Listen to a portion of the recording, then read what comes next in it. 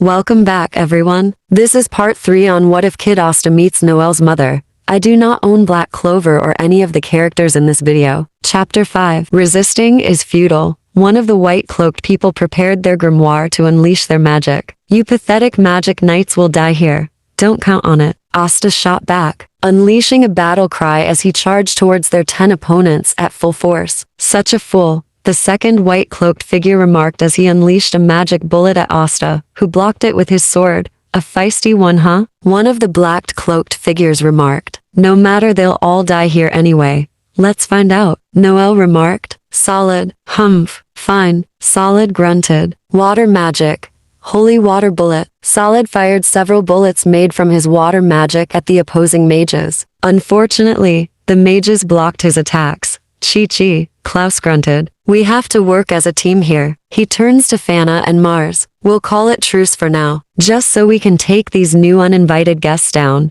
We can shake hands on it afterwards, Mars told Klaus. For now, let's take these guys down. Water magic. Sea Dragon's lair. Noelle cried out as a massive water shield formed around all 11 of them to block or absorb the attacks of the 10 opposing mages. Thanks, Noelle. Asta grinned.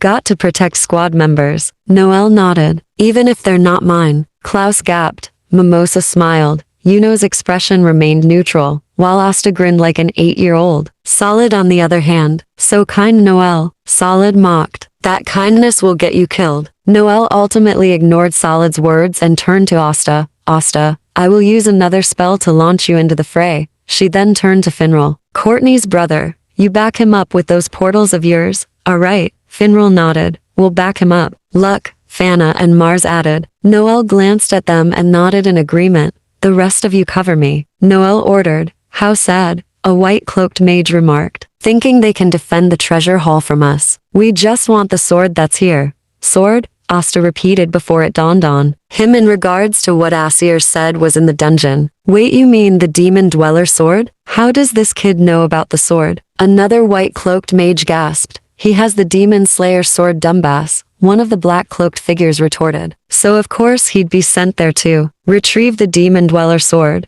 Then we should eliminate the boy, the second black-cloaked figure remarked, raising his right hand to form a magic bullet. Then that's what we'll do. The third black-cloaked figure retorted, in addition to the white-cloaked figures, who then also charged up magic in their hands to form magic bullets. Fire. All 10 magic bullets flew towards Asta. Yuno watched from within Noelle's sea dragon's lair. Before Yuno could shout Asta's name, heavy breathing could be heard from behind them. What was that? Noelle groaned before turning to face Yuno. Was that you? My breathing isn't that heavy, Yuno nonchalantly replied. Then what? Noelle began before she heard it again. She turned around only to release a terrified scream upon seeing what was behind them. An orange-scaled, bright orange-winged, and yellow-eyed dragon a few meters above the ground. How could we not sense it? Klaus thought, a terrified expression on his face. Everyone else in the area stopped dead in their tracks. Even the cloaked figures became terrified. The guardian of the dungeon, a white-cloaked figure stammered. Run. Before the 10 FOs could so much move, the dragon was in front of them and roared at them before slashing them all in a horizontal fashion, thus cutting them into 2.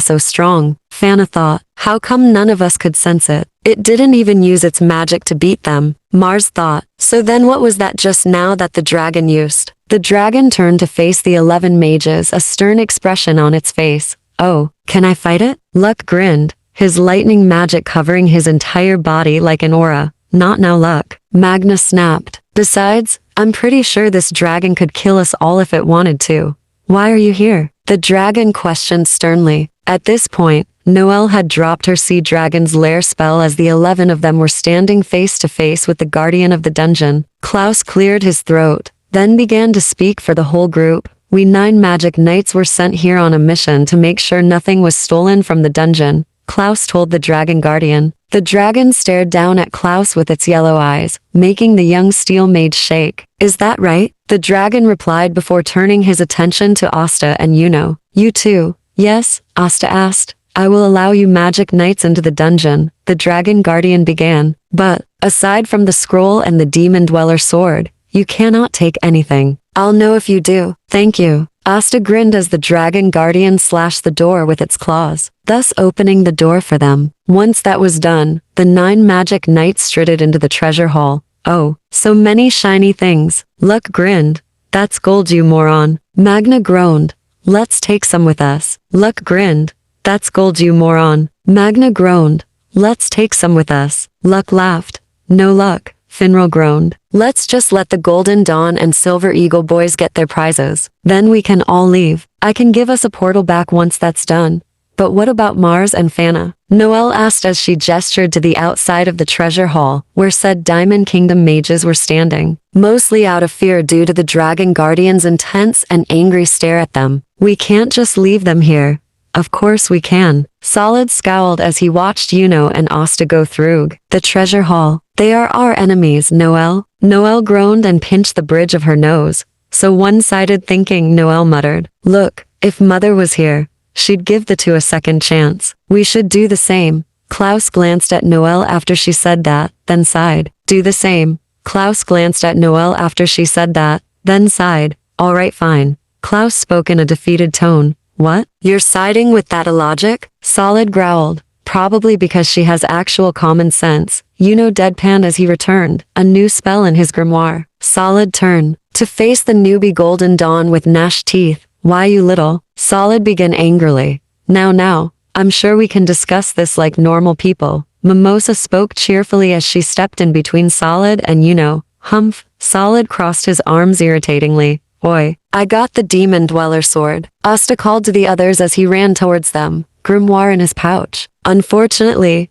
that wasn't the only thing he got. He put his hands to his head as a bird, clearly a nanny bird, pecked his head before eventually sitting on his head. Oh wow, stop it, you stupid bird. At this, everyone, sweat dropped including Fana and Mars. How did a nanny bird get in here? Magna questioned. Does it matter? Solid snapped. It might as well come with us at this point, since it doesn't want to leave the brat's head. Alright, let's go. Finral spoke as he opened a portal. Now hurry up. I can't keep it open forever. Shut up, taxi. Solid snapped as he walked through the portal, making Finral sweat drop. Thanks, Finral. Asta grinned as he and Noelle went through his portal. Thank you very much. Mimosa smiled as Klaus and Yuno went through it as well. Mars and Fana didn't go through immediately, which confused Finral. Aren't you coming? Finral asked them. Both Fana and Mars looked at each other, then back at Finral. Well, Mars began, uncertainty in his voice. We are classified as enemies of Clover, Fana explained to Finral for Mars. So us going into your territory further would not be good. She paused, then added. Then again, I wasn't really a fan of what was going on in Diamond. So much violence for no reason. Besides, we have some friends who also defected from Diamond or within Clover. Somewhere. Well, pick. Between coming or staying soon, Finral replied. Like I said, I can't keep this portal up forever. Then we will, Fana remarked, grabbing Mars's hand, much to his surprise. Hey, Mars began, but he and Fana had already gone through the portal. Finral followed soon thereafter. Finral's portal nearly jumped, then turned to face his half-sister. He awkwardly laughed. Hey Courtney, Finral greeted in an awkward tone. I just came here to pick up my squad mates, Courtney replied. Her portal opened to bring herself, Solid, Noelle, and Asta back to the Silver Eagle's HQ. She then took notice of Fana and Mars, Diamond Kingdom mages, shining generals no less. What are they doing here? We were here to get some goods in order to save Diamond, Mars retorted. Our home kingdom. But it seems we can't do that. Plus we were kinda on our last legs with it, Fana added. Plus, we have friends we can live with from now on. Or you could live with us at the Silver Eagle's base. Asta piped up, a big grin on his face. Mars and Fana's eyes widened in surprise by the request from the anti-magic boy. Even Noelle and Courtney were surprised. The Black Bull and Golden Dawn groups of 3 have already left. No way. Absolutely not. Solid scowled deeply. Asta, Noelle turned to face her childhood friend. I say we let them, Asta retorted. I mean, why not? They have nowhere else to go really. And if they are truly serious about defecting from Diamond, then they will have nothing to worry about. Even if we agree, there's no doubt we will be under probation, Fana remarked, frowning slightly. I highly disagree. Solid scowled. This idea is never going to work. So you acknowledge it as an idea? Asta questioned, causing the second middle Silva child to cross his arms and scowl. Humph. Of course I don't. Solid shot back, yet your words earlier say otherwise. Courtney, Asta, and Noelle thought, sweat dropping. Well, we might as well take them with us anyway, Asta remarked as he tried to get the Annie bird to leave him alone. Mars and Fana looked at each other, then back at the Annie magic boy. Sure, we'll go with you, Fana replied, as if her and Mars have discussed their answer for a long time. Asta grinned, Noelle rolled her eyes, but smiled. Solid grunted in irritation, and Courtney nodded. All right, well come on, Courtney told them. Solid walked through the portal reluctantly, followed by Mars, Fana, Asta, Noelle, and lastly Courtney. Great work in getting the demon dweller's sword from the dungeon. Asir congratulated Asta, Noelle, and Solid. Thanks. Asta grinned as he put the sword back into his grimoire. It wasn't that hard either. Well, except for the fact that we ran into Diamond Kingdom's shining generals, Noelle added. Oh, Asir wondered aloud before she smiled. Oh yes, I remember Courtney telling me about it. Mars and Fana, right? I had the maids escort them to one of the guest bedrooms. That's not all, Noelle spoke up. According to Asta and Noelle's report here, it says that Solid purposefully ran off. Solid glared at Noelle as his face began to heat up with anger. Asir's expression from satisfied to disappointed. In less than 5 seconds, Solid, Asir began. Why did you run off from your squad mates? You were the superior on this mission. The fact that you abandoned your squad mates, and your sister no less, just because you don't like Asta is unacceptable. Solid felt himself flinch at his mother's stern tone towards him. But Mother Solid began. Noelle shook his head at Solid's attempt to talk himself out of this. Nebra frowned deeply, but didn't say anything. Asir raised her hand to stop Solid from continuing any further. I don't want to hear it, Asir told him. It seems if I want to set a good example for Noelle and Asta on what a magic knight should be, I should pair them up with either Noelle or Nebra, due to them being older and more mature. Solid looked down in defeat. Yes, mother, he spoke softly. Now, I shall be giving Asta and Noelle some training outside. Asir's lips were formed into a smile, as if she was never disappointed in the first place. Wait, Asta started. Train right now? Asir turned to Asta and shook her head. No, only if you want to, Asir told him. I will have Noelle go to the royal capital to bring your Tui's reports to the Wizard King. The Wizard King? Asta repeated. The leader of all the magic knight squads, Noelle replied. Now if you excuse me, I must be going, and with that, Noelle turned on his heel and left the living room. Nebra and Solid leaving shortly after. Asta and Noelle watched the three leave before turning their attention back to Asir. You know what, Captain? Asta asked before grinning. I will take you up on that offer. Noelle flipped her right pigtail in a playfully arrogant fashion. Was I really going to say no to my own mother? How crud of me, Noelle replied, but smiled anyway. Great, Asir beamed. Hey, the perfect opportunity to play matchmaker with you to more like it. At an undisclosed location, several figures stood before a figure shadowed by the dim light of the cobblestone-floored room they were in. The several figures consisted of white and black-cloaked people. Eventually, one of the black-cloaked people spoke up. Sir, the Black Bulls managed to acquire the magic stone from Saucy Village, one of the black figures reported. And that filthy commoner managed to acquire the demon dweller sword from the dungeon, a white-cloaked figure added. The shadowed figure turned around to face a giant tablet and remained silent for several moments. Eventually,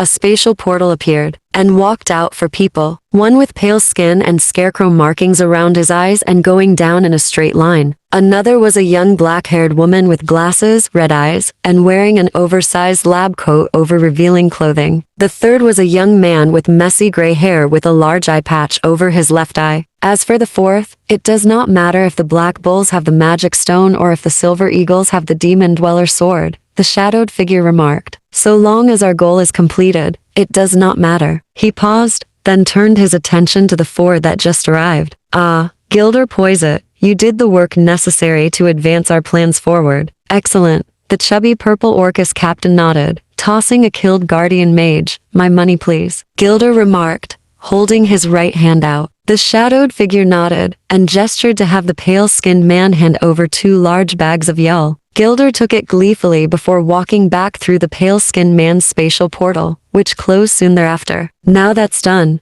it's time to attack. The shadowed figure spoke as he turned around. All of you, you will attack the Clover Kingdom with full force. But only when I give the signal to do it. Valtos, Sally, Raids, the pale-skinned man, the young black-haired woman, and messy gray-haired young man, Valtos, Sally, and Raids, all nodded. Of course, Valtos replied, whatever you say. Sally grinned. Let's kick Clover's ass into next week. Raids sneered. All the black-cloaked people laughed in agreement. Valtos, you will lead our dark disciples into Clover Kingdom. Once they cause chaos, use your spatial magic to get Sally and Raids inside, the shadowed figure told Valtos. From there, the plan can move forward. He paused, then added, but only when Gilder gives the signal. And speaking of that fat lard, you will meet him at the Clover Kingdom border. Valtos bowed. Of course, master, Valtos replied. All right, dark disciples, please follow us. The black-cloaked figures, dark disciples, laughed again, then proceeded to follow Valtos, Sally, and Raids out of the area. Once they left and the white-cloaked figures dispersed as well, the shadowed figure turned around to face the massive tablet. A dark smile crept upon his lips. Soon our plans shall be realized. Chapter 6. Early the next morning after the dungeon mission, Asta got up and got dressed and went downstairs. To his surprise upon entering the kitchen, Asir was already up. What surprised him even more was that she was cooking breakfast. For him and Noelle, it seemed. Captain? Asta asked. What are you doing up early? Asir turned to face Asta, a smile on her face.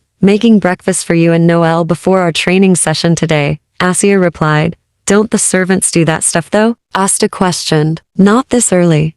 Asir laughed. They come later in the day when everyone is up. She turned attention back to the frying pans and flipped the eggs, then the bacon. Noelle should be up soon as well. She smiled, then added, I hope you're hungry, Asta, because we're going to be training essentially all day. Sweet, Asta grinned, sitting down at the kitchen table. What about missions? Noelle asked as she came down the stairs, wearing her normal attire, consisting of a dress-like skirt, her silver symbol earrings, and her silver eagle's cloak. She then sat down at the table next to Asta. No missions for you two today, Asir replied as she placed 2 plates of eggs and bacon in front of them. Training all day. Oh, right.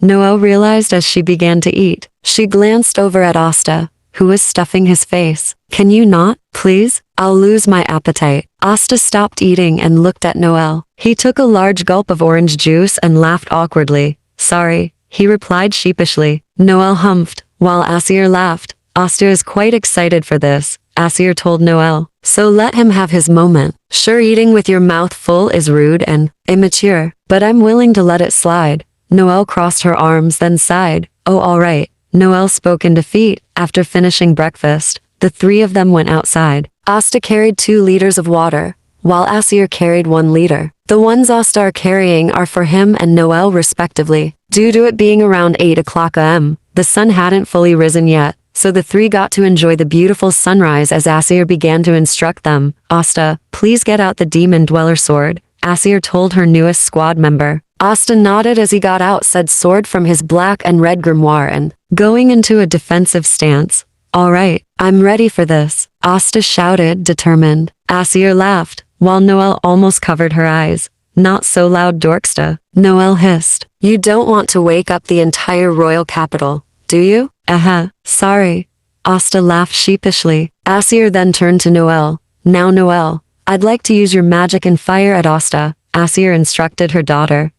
But Noelle trailed off. You won't hurt him, dear. Asir smiled. Just look at him. He can take a blow from your magic. And if he gets injured, I'll heal him. You know healing magic? Asta repeated, surprised. Asir nodded in confirmation to Asta's question. I do. My magic is versatile in what it can do. Attacking, defending, healing, etc. Asir explained. Noelle turned her attention back to Asta. All right, I'll start small. Noelle thought she raised her hands up. Water magic. Sea Dragon's water ball, Noelle declared. At once, several water balls appeared around Noelle. Soon after, she fired them at Asta. Asta raised the demon dweller sword so it was in front of his face, but not enough to blind his vision. He let the first water ball hit the sword, which it dissipated. Then he had to block the others because otherwise he'd be hit. Noelle fired 2 more rounds of the spell until Asir said, Okay, stop, Noelle. Huh? Why stop? Asta asked. It seems just firing spells at you will not make it work the way I read it did, Asir replied. Asta lowered his right arm while Noelle glanced at her mother. Before Asir could continue, Noelle spoke up. Oh, Asta's grimoire was originally a 4-leaf clover owned by Licht, leader of the elf tribe. Noelle remembered. Since that's the case, shouldn't anti-magic react in a similar fashion like a mage like you or me would in terms of getting a new spell? Asir put a hand to her chin then nodded. That could be the case, Asir remarked. Alright, then we need to put Asta into fight or flight mode. And you have the perfect spell for that. If this works, then we'll be able to have Asta hone this ability of the Demon Dweller sword just like you would any other spell. She then turned back to face Asta. Alright Asta, Noelle will use her strongest spell on you. If Noelle and I are right, your fight and flight instinct should kick in. Asta nodded. I'm ready for it. Asta grinned. Noelle glanced at her mother nervously, who only nodded back as if saying it's okay. After that silent reassurance, Noelle turned back to face Asta. Mother trained me so hard to learn all these spells. This one is my most recent spell, but it should be enough to get the Demon Dweller sword to react the way Mother wants it to. Noelle thought as a massive orb of water began to appear around Noelle's hands, which began to become larger and larger. Eventually, it formed into the head of a dragon. Water creation magic. Sea dragon's roar, Noelle declared, thus launching the water dragon directly at Asta. As the sea dragon flew towards Asta, Asta felt his adrenaline pump through his body. So this is Noelle's strongest spell thus far. Asta thought, well, hope the captain is right about this. Otherwise I'll be bedridden for a month. Asta stepped forward and into a fighting stance and pointed the Demon Dweller sword forward, as if about to do a stab. Asir watched from the side, a look of concern on both her and Noelle's face. He's not gonna be able to do it, Noelle thought. Asta, Noelle shouted in a panic as she watched her own spell about to metaphorically devour Asta. A loud boom was heard from Asta's side of the house Silva's yard. Asir began to run towards Asta's side of the yard. Asir began to run towards Asta's side of the yard, a very concerned look on her face. Noelle, however, ran faster than her mother. Oh God, oh God, oh God, please tell me I didn't kill him, Noelle thought. Asta, Asir called out. For several seconds, neither mother or daughter heard an answer. After about 10 more seconds, they heard Asta's signature scream, and to their shock, Sea Dragon's roar was coming back towards them. Asir disappeared in a flash before reappearing in her original position. She laughed happily. Huh,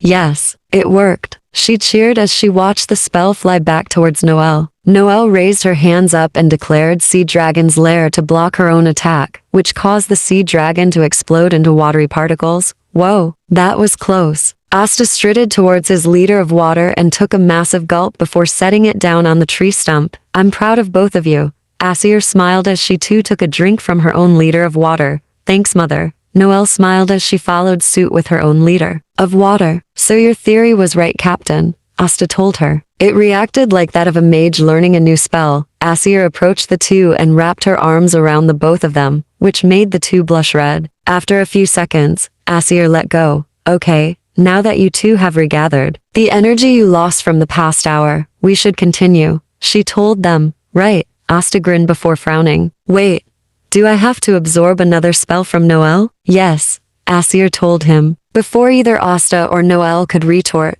Asir continued. But tell me, Asta, what exactly were you feeling? What was going through the sword? Asta pondered for several moments before he snapped his fingers. My adrenaline spiked upon my fight or flight instincts kicking in, Asta began. I also felt a lot of anti-magic flowing from my grimoire into the sword. He paused, then added, I do remember watching Noelle's spell be absorbed by the tip of the sword. It seems the more powerful the spell launched at me that I aim to absorb, the longer it takes, meaning I'll be more vulnerable. Great observations. Asir smiled while nodding. Now the main thing is to figure out how to replicate it, and I believe that will come with training and mission experience. Asir instructed Asta and Noelle on training their abilities for another few hours before taking a second break for lunch inside the Silva House or Silver Eagle HQ. At this point in the day, the many maids were now inside the house doing their duties for House Silva. The maids greeted Asir and Noelle with ma'am and Asta with sir.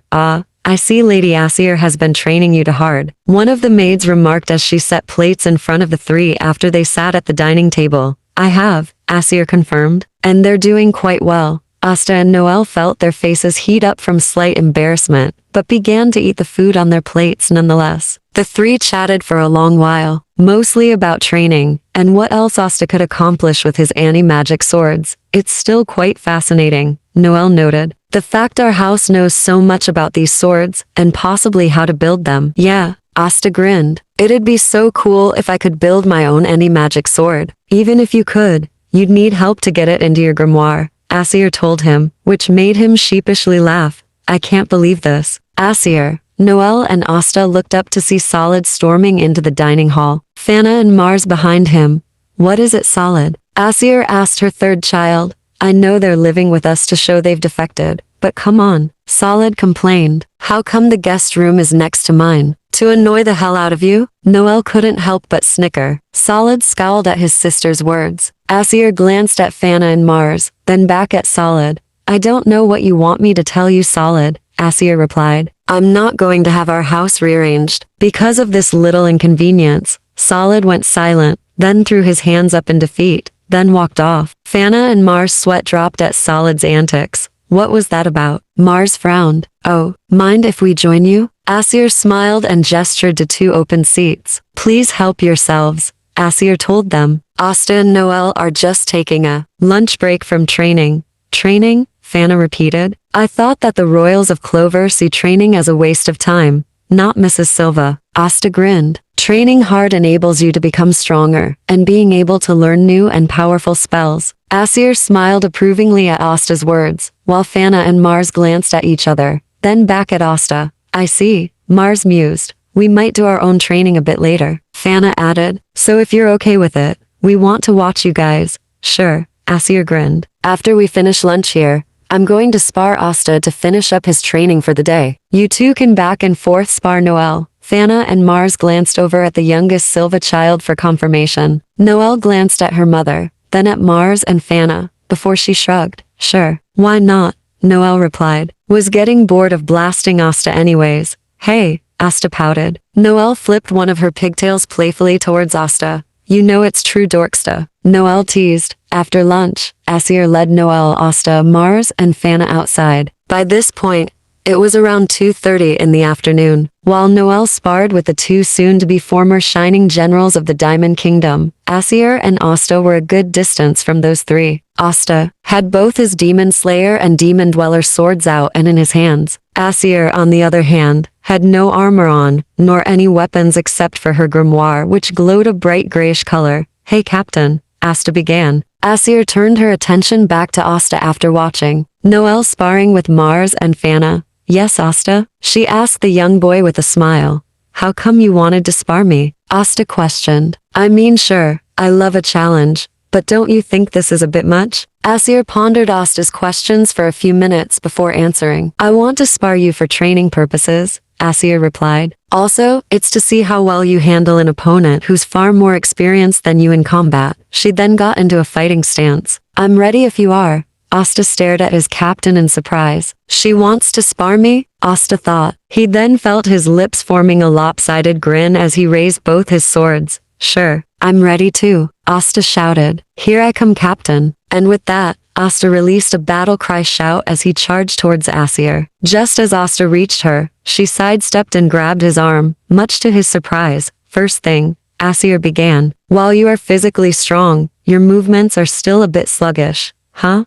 Asta questioned as he got his arm out of Asir's grip. Second, Asir continued. Start in a firm stance, like the one I was in a few seconds ago. You need balance. And while you have gotten better at swinging those swords, your form has not. My form? Asta repeated. I mean, sure. I learned a few swordsman forms and techniques during the 6-month training period before the Magic Knight's entrance exam, but I guess it's not good enough for actual fighting, huh? Yes, Asir replied, regrettably, but overall, the form is not bad. It just needs to improve here and there. Then again, considering you're charging a lot, your starting position doesn't really matter, right? Asta nodded. Sorry, Asir chuckled. Let's continue. Asta and Asir then continued their spar. Despite Asta's improvement throughout the spar, he couldn't touch her with his anti-magic swords. Damn, she's so fast, Asta thought. I can't even read her ki at all. Asir fired a spell at Asta, who managed to absorb it into the demon dweller sword and fire it back at her.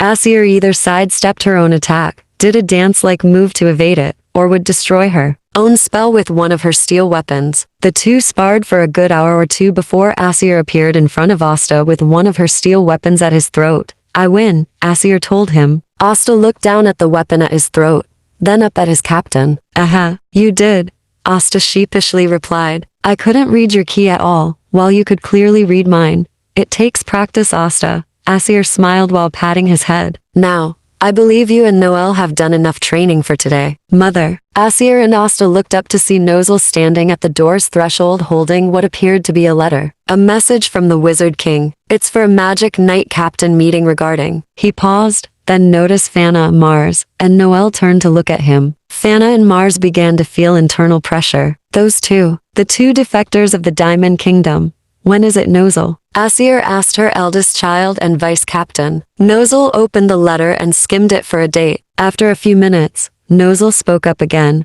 "It's tomorrow," he finally said. Asir frowned deeply, then turned to look at Fana and Mars, who, from what Asir could tell, were feeling extremely nervous for this meeting. Noelle took notice of the two's worry and waved his hands. "Oh, it's not an execution. No need to be so nervous." Fana and Mars looked up at the tall silver eagle. "Sorry," Fana whispered. "It's just, we know how Clover feels about Diamond Kingdom mages," Mars continued for his girlfriend. "So even if that's not the case, which you're probably right, we don't want to take that chance emotionally." "I understand," Asir nodded. "Well, let's head inside for dinner and a good night's sleep, yes?" Fana and Mars nodded in agreement, then followed Asir, Noelle, and Asta inside House Silva. A tea Clover Castle. A tall man with blonde hair, purple eyes, and wearing nobility clothing stood by the window as the sun had begun to set. He looked over at his desk where he had written the letters to all the Magic Knight captains, regarding a meeting to discuss what to do with Mars and Fana, supposed defectors from the Diamond Kingdom. Should I have waited? He thought to himself when his office door opened to reveal a light blue-haired man with orange eyes and wearing light blue nobility clothing. "Sir Julius,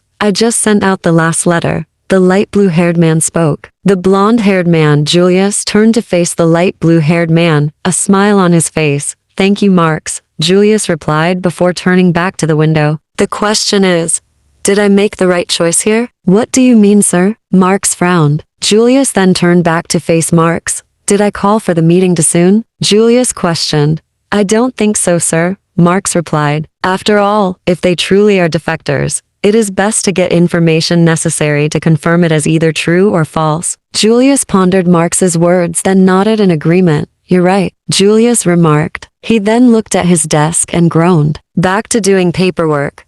I take it until the meeting. Tomorrow?" Marks resisted the urge to roll his eyes. "Obviously, sir." "Good night," Marks retorted before he turned on his heel and left the office, leaving Julius Novachrono, the 28th and current Wizard King of the Clover Kingdom, to his own devices. End of chapter 6. I have nothing to say right now because I am in a hurry to go to school right now. Link down to the comments if you want to read the rest of the story. I hope you all enjoy. Goodbye.